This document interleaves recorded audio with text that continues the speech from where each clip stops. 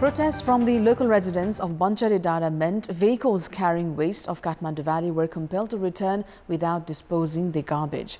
Meanwhile, lawmakers have drawn the government's attention towards resolving Kathmandu's perennial waste issue. Good morning, I'm Sapsanamma and these are the headlines of the hour. Highways across the country in a sorry state on the onset of monsoon. Contractors delay repair and maintenance work despite the release of 5 billion rupees. Passengers compelled to make risky travels. Political parties and candidates yet to submit the details of their election expenses violate financial discipline. Questions raised on the role of Election Commission. Government yet to release 12.37 billion rupees for insurance against coronavirus. More than 111,000 yet to receive the amount. Insurance sector lose credibility because of government failure.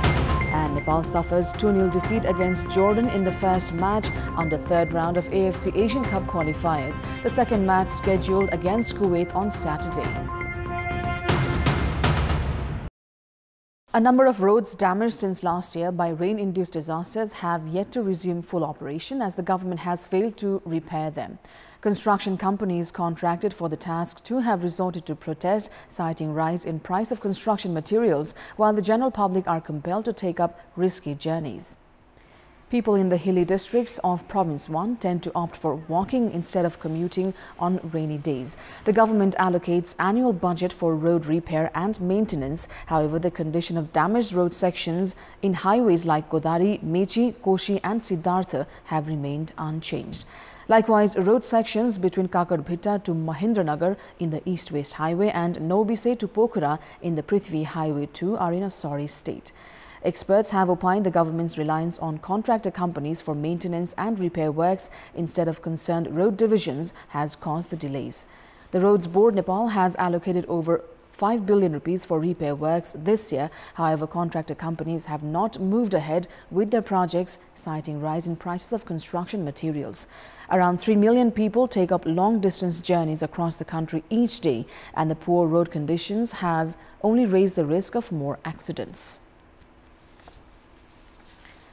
25 days have gone by since the conclusion of the local level election. The political parties and candidates are required to submit the details of their election expenses to the Election Commission within 30 days of conclusion of the polls. However, none of them have so far furnished such details. The political parties and candidates did not seem to follow the legal requirement for bank transaction for expenses above 25,000 rupees. Election Commission also did not investigate into such expenses. This shows that financial transparency and good governance are ignored right from the elections. Most of the candidates and political parties have spent more than the limit set by the Commission.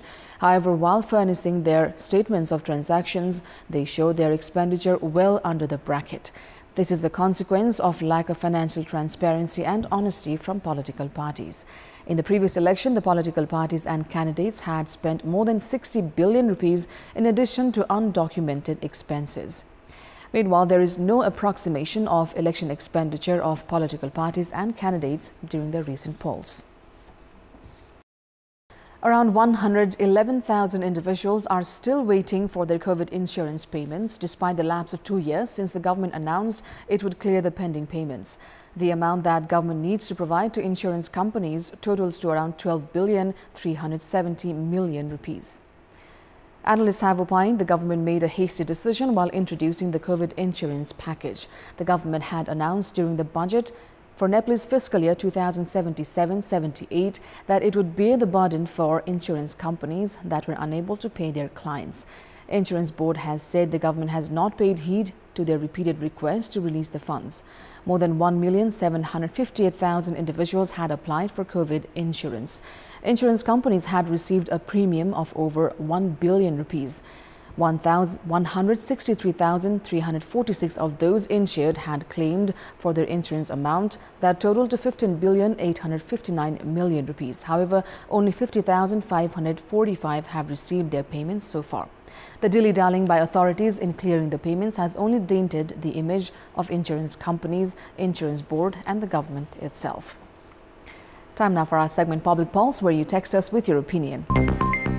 The question is, why has the government dilly-dallied in releasing the funds for COVID insurance? Your options are A, lack of funds, B, confusion in process, and C, faulty decision. The voting is on. Type NEWS, select your option A, B or C and send it to 34001 to share your opinion with us. Now, in our Public Voice segment, we've asked in major cities of the country about people's thoughts on the public toilets. Let's take a look at what they had to say.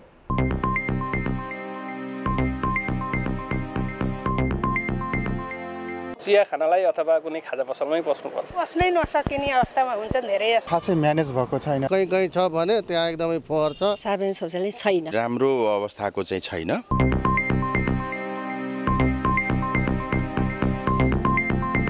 Nepal suffered a 2-0 defeat against Jordan in the first match on the third round of the AFC Asian Cup qualifiers. In the match played late last night in Jaber Al Ahmed International Stadium in Kuwait, Nepal displayed a good performance in the first half, holding Jordan to a goalless draw. Coach Abdullah Al-Muitari debuted goalkeeper Deep Karki and defender Bikash Tamang. Karki replaced former goalkeeper Kiran Chemjong as Chemjong failed to make a spot in the squad. Likewise, Naviuk Shrestha soldiered the team's captaincy. Jordan took the lead in 69th minute through Ali Olwan's goal. Jordan moved on to increase the lead, scoring their second goal in the 82nd minute through Hamza Al-Dadar's penalty shoot. Nepal is scheduled to play the second match against Kuwait on Saturday. That's all for the moment. Thank you for watching. Bye for now.